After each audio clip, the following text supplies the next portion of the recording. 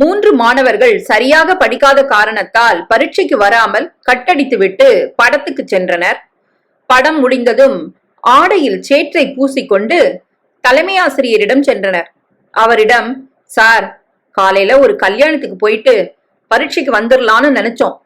வர்ற வழியில bike puncture ஆகி 3 பேருமே சேத்துல விழுந்துட்டோம் சார். எங்களுக்கு இன்னொரு சான்ஸ் கொடுங்க சார் என்று கெஞ்சினர்.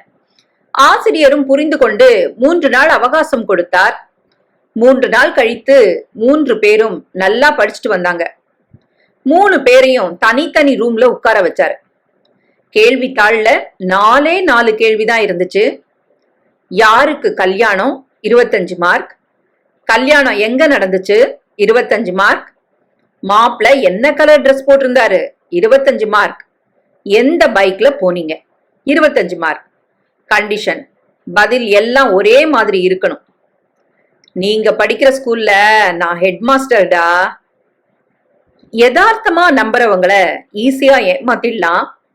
நாம ஏமாறும் போதுதான் அந்த வலியும் வேதனையும் புரியும். பொய்யும் புரட்டும் நிறைஞ்சவர்கள் விரைவா தோத்துடுவாங்க. என்ன சொல்றீங்க?